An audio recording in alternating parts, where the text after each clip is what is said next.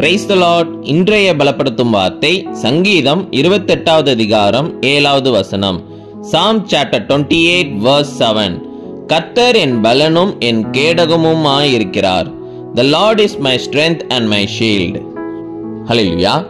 இன்றைக்கு நம்மளுடைய வாழ்க்கையில அநேக மனுஷங்க நமக்கு எதிராக, நமக்கு விரோதமாக சில காரியங்கள் செய்வாங்க.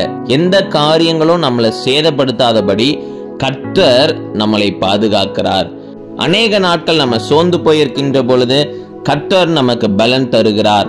அப்போ கர்த்தர் நம்முடைய வாழ்க்கையில அநேக காரியங்கள் நமக்காக செய்கிறார், நமக்கு பலன் தருகிறார். என்னுடைய பிள்ளைங்க சோர்ந்து போகக்கூடாது, என் பிள்ளைங்க சந்தோஷமா இருக்கணும்னு சொல்லி ஒவ்வொரு காரியங்களும் செய்கிறதுக்கு பலன் தருகிறார்.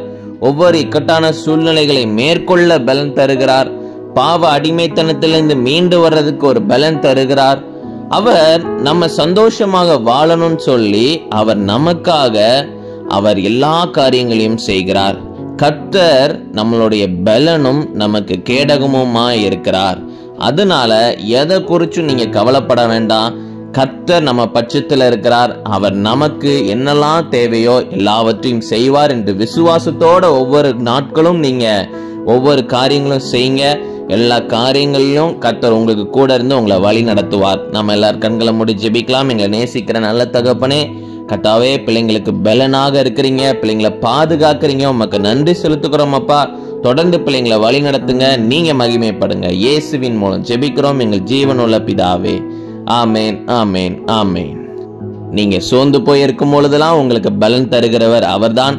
அதனால விசுவாசத்தோட கர்த்தருக்குள்ள நீங்க இருங்க.